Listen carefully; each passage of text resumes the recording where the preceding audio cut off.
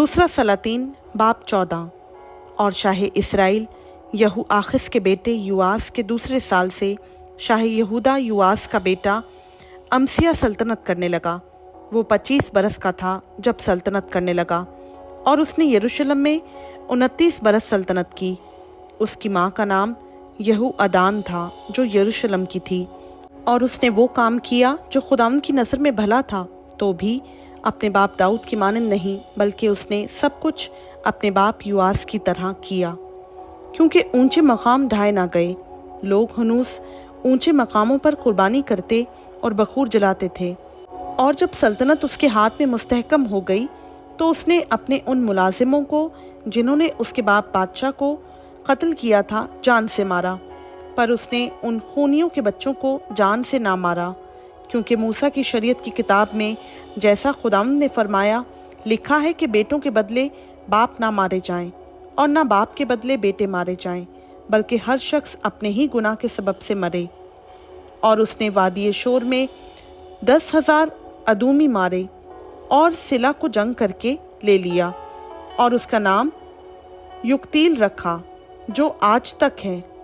तब इमसिया ने Shah Israel Yahoo आस बिन Yahoo आखिस बिन Yahoo के पास खासिद रवाना किए और कहला भेजा कि ज़रा आ तो हम एक दूसरे का मुकाबला करें। और शाह इसराइल यहू आस ने शाह यहूदा अमसिया को कहला भेजा कि लुबनान के ऊंट कटारे ने लुबनान के देवदार को पैगाम भेजा कि अपनी बेटी मेरे बेटे से ब्याह दे। इतने में एक जंगली जानवर जो लुबनान में था गुजरा और ऊंट कटारे को रोंद डाला।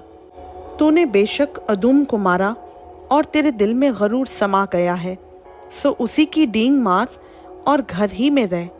तू क्यों नुकसान उठाने को छेड़छाड़ करता है, जिससे तू भी ज़क उठाए और तेरे साथ यहूदा भी। पर इमसिया ने ना माना। तब शाह इसराइल यहूआस ने चढ़ाई की और वो शाह यहूदा अमसिया बैत शम्स में जो यहूदा में है एक दूसरे के मुकाबिल हुए, और यहूदा ने इसराइल के आगे शिकस्त खाई और उनमें से हर एक अपने डेरे को भागा।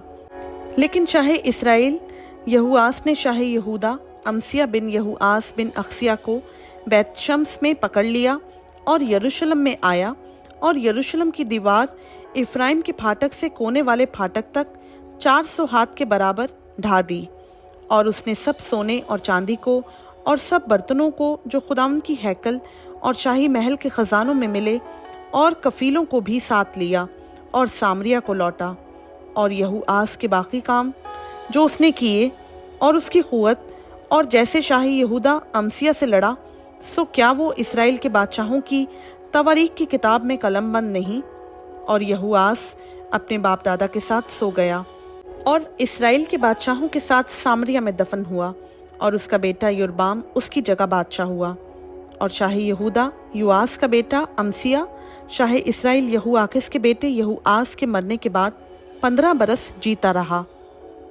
और अमसिया के बाकी काम, सो क्या वो यहूदा के बादशाहों की तवारीख की किताब में कलमबंद नहीं।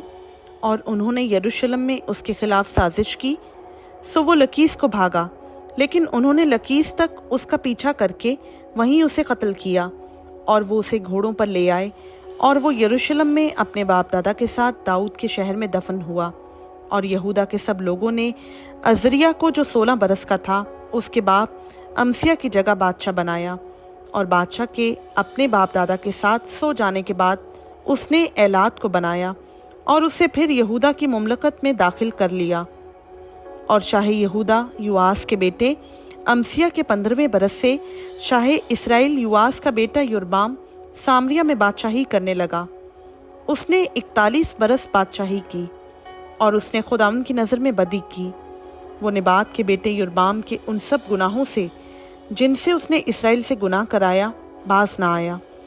और उसने खुदावंद इसराइल के खुदा के उस सुखन के मुताबिक जो उसने अपने बंदा और बनी यूना बिन अमिती की मार्फत जो जात हिफर का था फरमाया था, इसराइल की हद को हमात के मदखल से मैदान के दरिया तक फिर पहुंचा दिया, इसलिए कि खुदावंद ने इसराइल के दुख को देखा कि वो बहुत सख्त है, क्योंकि ना तो कोई बंद किया हुआ ना आज़ाद छूटा हुआ रहा, और ना कोई इसराइल का मददगार था।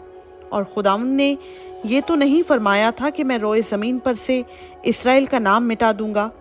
سو اس نے ان کو یواس کے بیٹے یربام کے وسیلہ سے رہائی دی، اور یربام کے باقی کام اور سب کچھ جو اس نے کیا اور اس کی قوت، یعنی کیوں کر اس نے لڑ کر دمشق اور حمات کو جو یہودا کے تھے اسرائیل کے لیے واپس لے لیا، سو کیا وہ اسرائیل کے بادشاہوں کی تواریخ کی کتاب میں قلم بند نہیں؟ اور یربام اپنے باپ دادا یعنی اسرائیل کے بادشاہوں کے ساتھ سو گیا، اور اس کا بیٹا زکریہ اس کی جگہ بادشاہ ہوا۔ خداوند کا پاک کلام کا پڑھا، سنا، سمجھا اور قبول کیا جانا ہم سبوں کے لیے باعث برکت ہو، آمین۔